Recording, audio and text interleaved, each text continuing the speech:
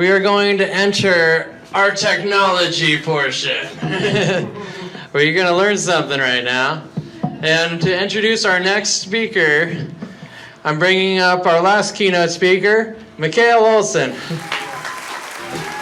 Everybody, give it up for AI Daddy. He is on TikTok. He's got 100,000 followers. His most viewed video has over 1 million. So AI Daddy is on the precipice of every artificial intelligent app that is out there. So everyone, AI Daddy. Can we give it up for all the musicians and all the comedians so far? And for Steven for putting this amazing show. So I was expecting to have a discussion with Steven on stage about why AI is changing and fucking shit up. But right now, I'm going to take a minute to tell you guys a couple little interesting things that I've learned across my journey of becoming TikTok famous. You know, I didn't have to show my tits. I didn't have to dance. I did a couple robots. But aside from that, one of the interesting things that I've found is everyone who's using AI is completely changing the amount of money they make, the amount of impact they have. And one of the questions I kind of want to pose to you is, if you don't use AI, will you fall behind? And what will be the cost of that? So we've all heard in the media how all the Fortune 500 companies, tech companies, are doing these massive layoffs. 10, 20% of their employees are all getting fired right now. And that's after we just had something called the Great Resignation. Why would you fire 20% of your employees after you just lost another 20% of them? I've actually, you know, without having any real credentials, being a TikToker, ironically, people think I'm an expert now on this, and I've gotten to be on board meetings with Salesforce, with Microsoft, like top management people who've called me out of the blue, and they're like, what do you know about AI? And I say, not very much. But what I've learned is all these big companies are essentially firing all their A players. The people who they've paid hundreds of thousands of dollars a year, the biggest salaries, and the people who perform the best, literally to just be left with all their entry-level, like, new employees. And why is that? The thing that I learned through these conversations, being in these board meetings, is literally because what's happened with AI is all of a sudden a C player, someone who performs mediocre, who isn't very good at their job, or who's just brand new into an industry, into a job, with the use of an AI tool, can perform just as well as someone who's been an expert for 10, 20 years, which is insane. And all these companies got really, really smart and said, we're throwing away hundreds of thousands of dollars on each employee, when you can have both of these combined, all the beginning employee people who are brand new to the job, just give them the AI tools and they're going to perform just as well.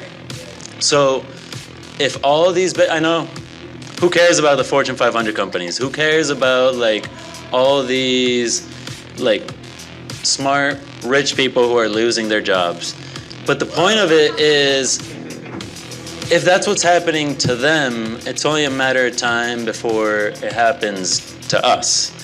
And to me, the biggest opportunity I see is, well, now there's people who are using, ChatGPT.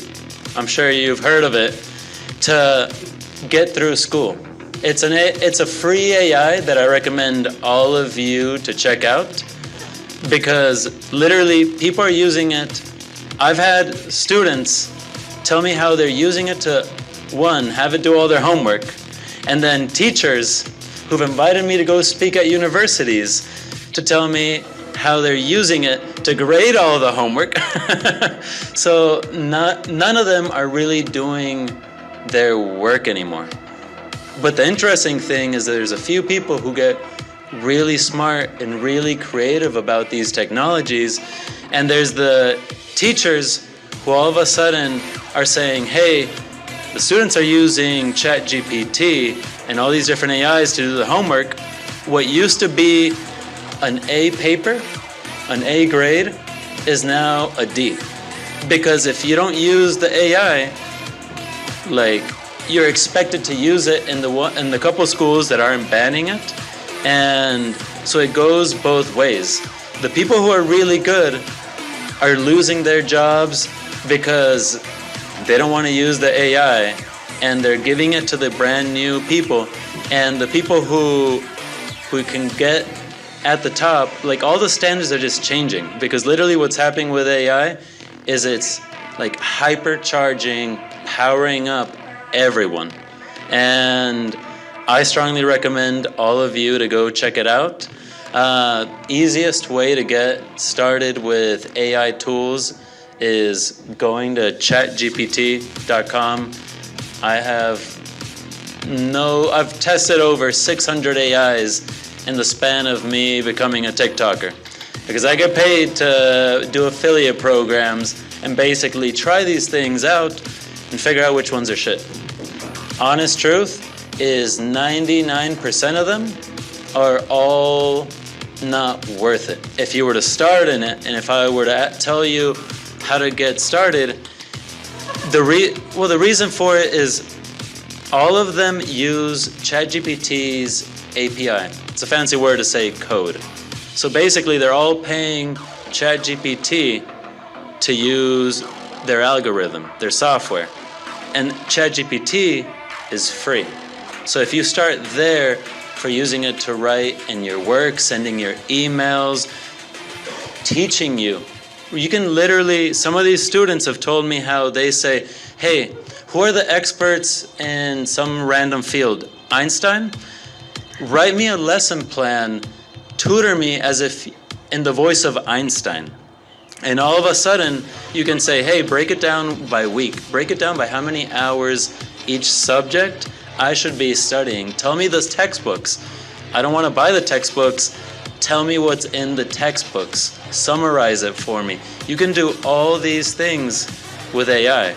And if you're more of a creative and want to make art, the poster that Steven put up for the Burnout show was actually made with AI. You can go to one called Midjourney, which is completely free, and design the wildest things. You can tell it to design a mid-century Gothic piece of art. You can tell it to make your website, architecture. There is no field that is going to be able to avoid artificial intelligence. So I really encourage you all to go check it out. I don't know if there's a link, but if you go to AIDaddy.io, I have a list of over 600 AIs that you can just go check out, play around with. Thank you. Thank you, Lucas. Hey guys, that was awesome. Lucas, let's have a real talk right now, man to man, about the robots taking over our lives. And what the hell are we gonna do about it? No, but we gotta use them, man. That really quick, because a lot of people fear that AI is taking people's jobs, and the truth of the matter is that AI isn't there yet. It's actually people who are using AI who are taking people's jobs. You hear that, guys? You want to take people's jobs? You got to use AI. Yeah. We got to get on top of that, man. This guy's on top of it. Heck yeah, this guy's taking our jobs with AI. A little funny fact, completely without being prompted, all the followers, the community of people who've been following me on social media started calling themselves AI babies. And it's the funniest thing because Thank you, AI Daddy. yeah, they will sign off in emails and messages, AI baby Tom, AI baby Derek. And the amount of old people who across a room will just yell, Daddy's here in actual rooms just because of the name AI Daddy is hilarious. Heck yeah, man. Yeah, they're very paternalistic AI expert here. That mustache, man, you're everybody's father. Oh, thank you. That's my dad, guys. He actually calls me Daddy. Yeah, that's my AI daddy. I'm his AI baby. Yeah, dude. Any AI babies out there? Yeah. We got a couple. Wham. They're crying for you, Daddy. So, AI is coming faster than we think it is, huh? Can it think? Is it going to be smarter than us? It already is. I mean, Yeah, for sure. That was an easy setup. yeah.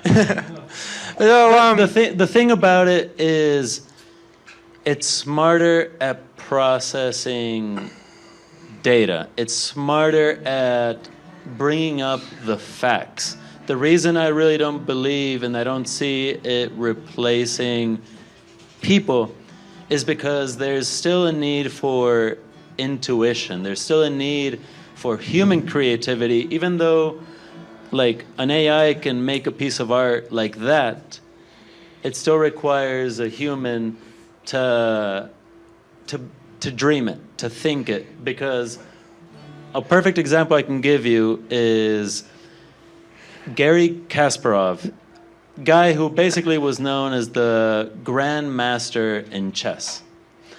He got beat by an AI called Deep Blue, created by IBM, and essentially ruined his career, ruined his life. But 10 years later, he got obsessed with computers and technology and how to work together with it. He hosted a competition for chess. And it was all the grandmasters, all the best chess players in the world, and all the supercomputers, all the AIs. You want to know who won? It was some dudes who didn't know how to play chess, who just had normal computers. They didn't have the supercomputers. So they weren't using cheated. AI. Could be. They just were the only ones working together with the tech, with the tools. At the end of the day, I think AI is just something you should treat as a hammer. A tool that you use to solve your problems, except it's a hammer that can hammer everything. But it still needs us for our dreams, right? Yeah.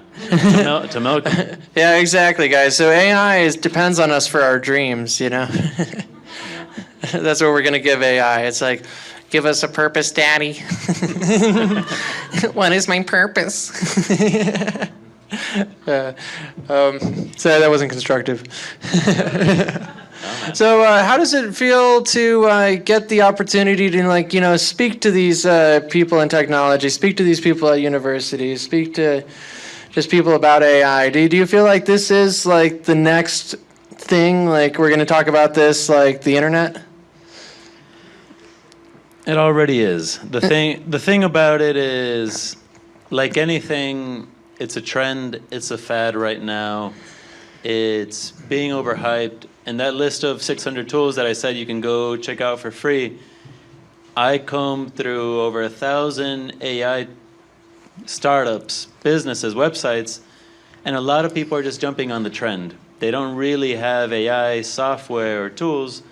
They're just claiming it because it's a nice way to sell whatever they're selling. The truth of the matter is, it's here for the long term. It's not like NFTs that were scams. It's not like this is actually useful, yeah. No, like Bitcoin's useful, but there's something called meme coins. Of course, it's a scam. Like there's so many things right there that don't add up, and with the AIs, there's actual practical use of design your poster for your stand-up show. Yeah, that poster was Right? killer, right, folks? Who came because of that poster? Yeah. You're like, what is this weird ass poster? That must have been a very talented artist. It was AI. Yeah. But when will AI start like inviting me to their art show and be disappointed if I don't come? We're getting to the real questions now. When can I use AI to help me win an argument with my wife? Okay. That's actually a great question because I've literally been in rooms talking to researchers who've developed generative AI tools and models to figure out the answer to this question. What they came out was that there is absolutely no way that you're ever going to win an argument with your wife. Oh. All right. Well, hey, Lucas, thank you so much for coming on, man. This has been awesome. AI Daddy.